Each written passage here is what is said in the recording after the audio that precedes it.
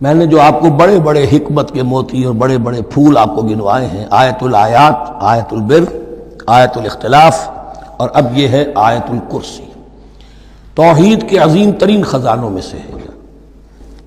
یہ سیدۃ آیات القرآن، حضور نے فرمایا یہ تمام آیات قرآنی کی سردار ہے۔ جس طریقے سے آیت بر اور سورۃ العصر میں ایک نسبت ہے کہ ہدایت اور نجات کی شرائط ساری کی ساری ایک چھوٹی سی صورت میں اللہ نے جمع کر دی، والعصر ان الانسان لفی خسر الا الذین آمنوا وعملوا الصالحات وتواصوا بالحق وتواصوا بالصبر، لیکن اس کی تفصیل ایک آیت میں آئی، وہ آیت البر ہے۔ چنانچہ جو منتخب نصاب ہم نے مرتب کیا ہے دعوت قرآن کے لیے، میں پہلا درس سورۃ العصر کا ہے اور دوسرا درس آیت البر کا ہے۔ جو نسبت سورۃ العصر میں ہے کہ وہ سورت ہے، یہ آیت ہے، لیکن اس آیت میں کئی صورتیں نکل سکتی ہیں حجم کے اعتبار سے سورۃ العصر کے برابر۔ یہی نسبت ہے سورہ اخلاص میں، 4 آیتیں، توحید کا عظیم ترین خزانہ، اور یہ آیت الکرسی، یہ آیت ہے سورہ اخلاص، اس میں 4 بن جائیں گی حجم کے اعتبار سے، لیکن اسے حضور نے ثلث قرآن قرار دیا ہے۔ توحید کے موضوع پر جامع ترین سورۃ الاخلاص، لیکن توحید اور خاص طور پر توحید فی الصفات کے موضوع پر عظیم ترین آیت یہ آیت الکرسی ہے۔ اللہ لا الہ الا ہو، اللہ وہ معبود برحق ہے جس کے سوا کوئی الہ نہیں، بڑا کیٹیگوریکل۔ الحی القیوم، وہ زندہ ہے از خود اور باخود، اس کی زندگی مستعار نہیں ہے۔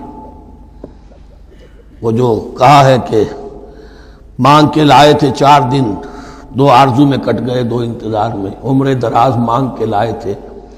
اللہ کی زندگی ہے، اس کی از خود زندگی کسی کی دی ہوئی نہیں، اور اس زندگی میں کوئی ضعف نہیں، کوئی کمزوری نہیں، کوئی احتیاج نہیں، آگے آ جائے گا، نہ اسے نیند آتی ہے نہ اونگ آتی ہے۔ قیوم، خود اپنی جگہ وہ زندہ جاوید ہستی ہے، اور باقی ہر شے کا وجود اس کے حکم سے قائم ہے، کوئی شے قائم نہیں ہے بغیر اس کے اذن کے۔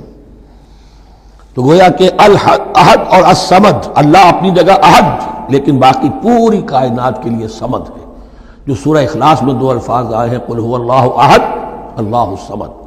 اللہ حی ہے اور قیوم ہے، لا تأخذہ سنۃ ولا نوم، اس پر غالب نہیں ہو سکتی نہ نیند نہ اونگ۔ لہو ما فی السماوات و ما فی الارض، آسمان اور زمین میں جو کچھ ہے اسی کا ہے، ملکیت تامہ، ملکیت حقیقی اس کی ہے۔ من ذا الذی یشفع عندہ الا باذنہ، کون ہے وہ جو شفاعت کر سکے اس کے پاس مگر اس کی اجازت سے۔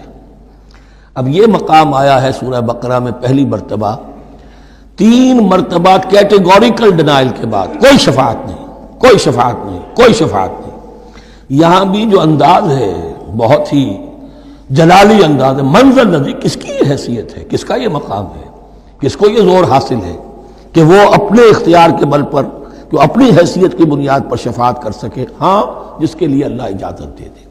استثناء کے ساتھ شفاعت کا یہاں پر پہلی مرتبہ آیا، ورنہ سورہ بقرہ کے 6 رکوع کی دوسری آیت، واتقوا یوما لا تجزی نفس عن نفس شیئا ولا یقبل منها شفاعة ولا یؤخذ منها عدل ولا هم ينصرون۔ 15 رکوع کی دوسری آیت، واتقوا یوما لا تجزی نفس عن نفس شیئا ولا یقبل منها عدل ولا تنفعها شفاعة ولا هم ينصرون۔ اور اب اس سے پہلے کی آیت میں آ چکا ہے ولا شفاعة، کوئی شفاعت مفید نہیں ہوگی، لیکن یہ کہ اس میں ایک استثناء ہے۔ اب یہ ذرا باریک مسئلہ ہے کہ شفاعت حقہ کیا ہے، شفاعت باطلہ کیا ہے، تو دورہ ترجمہ قرآن میں اتنی تفاصیل کے ساتھ بحث نہیں کی جا سکتی، وہ ایک علیحدہ موضوع ہے۔ حال ہی میں نے اس پر اپنے درس ریکارڈ کرا دیے ہیں۔ یعلم ما بین ایدیہم وما خلفہم، وہ جانتا ہے جو کچھ ان کے سامنے اور جو اس کو پیچھے ہے۔ عام طور پر دنیا میں ہم سفارش کرتے ہیں تو کہتے ہیں کہ بھئی میں جانتا ہوں اس شخص کو بہتر، اصل میں جیسا کچھ یہ نظر آتا ہے ویسا نہیں ہے، یا جیسا کچھ فیکٹس آن دی فائل آ گئے ہیں وہ بڑے ہی ڈیسیونگ ہیں، اصل حقائق کچھ اور ہیں اس کیس کے، وہ میں آپ کو بتاتا ہوں۔ یہ بات اللہ کے سامنے کون کہہ سکتا ہے، جبکہ اللہ تو جانتا ہے جو کچھ ان کے سامنے اور جو کچھ ان کے پیچھے ہے، اور ان کا حال یہ ولا یحیطون بشیء من علمہ الا بما شاء، اور وہ احاطہ کر ہی نہیں سکتے اللہ کے علم سے کسی شے کا سوائے اس کے جو اللہ چاہے.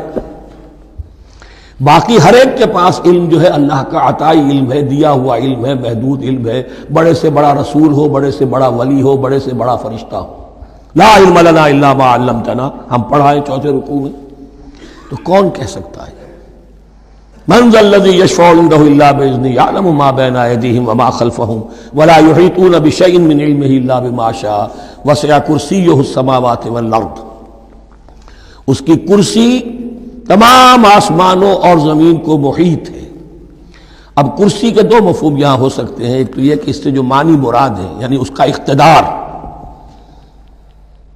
اس کی قدرت، اس کا جبر، اس کا اختیار، یہ اتھارٹی پوری کائنات کو.